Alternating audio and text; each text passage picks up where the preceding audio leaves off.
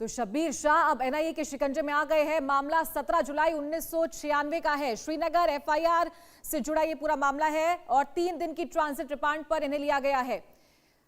Patiala house court से इन्हें ये रिमांड मिली है। 12 मार्च 2026 को सुप्रीम कोर्ट से जमानत मिली थी। 28 मार्च 2026 को मनी लॉन्ड्रिंग से राहत मिली थी। तो करीब 39 साल की अगर बात करें तो इन्हें हिरासत में लिया गया है और हाउस अरेस्ट में ये रहे हैं।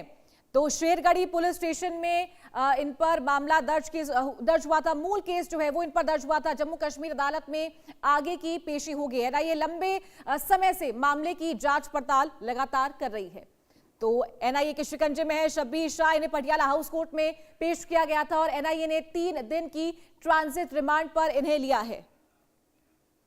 ज्यादा जानकारी के साथ संवाददाता आशिक मीर हमारे साथ में जुड़ गए हैं। क्या जानकारी आपके पास, क्या अपडेट है शब्बीर शाह मामले में? देखिए, बिल्कुल अगर हम शब्बीर शाह की बात करें तो एक अलगाववादी नेता है जो कि कश्मीर के रहने वाले हैं और 3 हफ्ते पहले ही जो है इन्हें बेल मिली थी और उसके बाद जो है दिल्ली में इनका इलाज भी चल रहा था, लेकिन एनआईए की तरफ से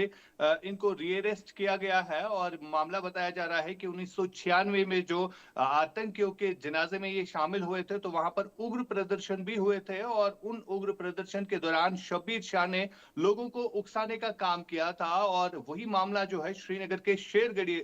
में जो है दर्ज किया गया था, यानी शेरगढ़ी पुलिस स्टेशन में इन पर जो है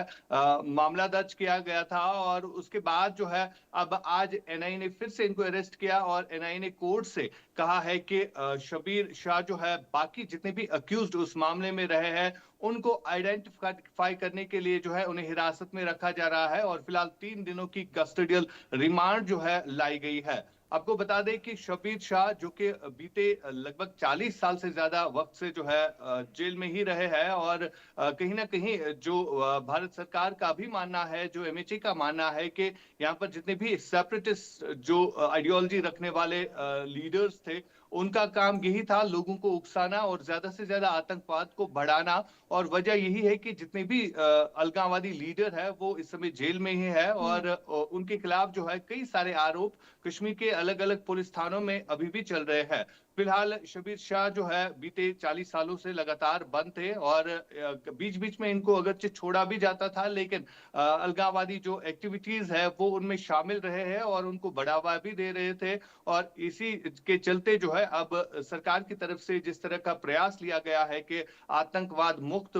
जम्मू कश्मीर होना चाहिए और उसके चलते इस तरह के प्रयास जो है लगातार किए जा रहे हैं। फिलहाल शब्बीर शाह को नए सिरे से अरेस्ट किया गया है और इस पर कहीं ना कहीं जो पॉलिटिकल पार्टीज है, खासतौर पर अगर हम मीर फैज उमर फारूक की बात करें तो उन्होंने भी एक ट्वीट करके ये कहा है कि अब शब्बीर शाह की पूरी जिंदगी जो है जेल में ही रही है, इनको रिहा किया जाए और कहीं ना कहीं जो पीडीपी और नेशनल कॉन्फ्रेंस के कई एक लीडर्स हैं उनकी तरफ से भी उनकी रिहाई की मांग जो है वो उठ रही है। लेकिन फिलहाल जिस तरह से एनआईए अब इन्वेस्टिगेशन कर रही है 1996 के इस मामले के ऊपर और एनआईए ने अब कोर्ट से भी यही कहा है कि शब्बीर शाह जो है मेन एक्यूज रहे हैं और जो बाकी एक्यूज अभी गिरफ्तार नहीं हुए हैं उनको आइडेंटिफाई करने के लिए वो शब्बीर शाह को 3 दिनों की रिमांड पे ले जा रहे हैं। जी बिल्कुल। और आशिक, ये भी मैं आपसे जानना चाहूंगी कि इससे पहले जो 2 केस रहे हैं जिनमें इन्हें जमानत दे दी गई थी, तो क्या वहां तथ्यों की कमी की वजह से ये जो केस है ये इस मोड़ पर पहुंचा, जमानत इन्हें दी गई? क्या पूरी तरीके से क्लीन चिट इन्हें उन केसेस में भी दी गई है?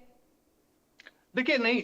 फिलहाल अगर हम बात करें तो शब्बीर शाह की तरफ से कोर्ट को एक खत लिखा गया था जिसमें उन्होंने कहा था कि उनकी तबीयत जो है, परिवार की तरफ से भी यही कहा था गया था कि इनकी तबीयत जो है ठीक नहीं थी जिसके लिए उनको बेल या पेरोल पर छोड़ा जाए। लेकिन काफी टाइम से ये मामला जो है चल रहा था और आखिरकार 28 मार्च को शब्बीर शाह की बेल याचिका जो है वो उस पर सुनवाई हुई और उन्हें बेल जो है वो मिली थी। फिलहाल वो दिल्ली में ही जो है अपना इलाज कर रहे थे और ये भी बताया जा रहा है कि जो उस समय का मनी लॉन्ड्रिंग वाला मामला था जिस पर इनको गिरफ्तार किया गया था 2017 में, तो उस पर अभी भी सुनवाइयां जो है वो चल रही है और वो मामला अभी तक खत्म नहीं हुआ, लेकिन खाली बेल जो है इन्हें ग्रांट की गई थी और वो भी मेडिकल जो ट्रीटमेंट है इनका चल रहा था उसके आधार पर। लेकिन अब जिस तरह से एक के बाद इन पर मुकदमे चल रहे हैं, खाली यही मुकदमा नहीं है बल्कि कई सारे और भी मुकदमे हैं जिसमें शबीर शाह जो है वो मेन एक्यूज्ड भी जो है वो करार दिए गए हैं। और इसी तरह 1996 का ये मामला है जब एक आतंकी के जनाजे में शबीर शाह बताया जा रहा है कि शामिल हुए थे और उस समय जो है एक उग्र प्रदर्शन हुआ था जिसमें कई सारे पुलिसकर्मी जो है वो भी मारे गए थे। और उन उग्र प्रदर्शनों को जो है बढ़ावा देने के लिए शबीर शाह ने एक अहम रोल निभाया था और वजह यही है कि आज फिर से एनआईए की तरफ से उनको रीअरेस्ट किया गया है और एनआईए की तरफ से इस मामले पर इन्वेस्टिगेशन चल रही है। जी ठीक है, चलिए बहुत शुक्रिया आपका आशिक मीर हमारे साथ जुड़ने के लिए, तमाम जानकारियां देने के लिए।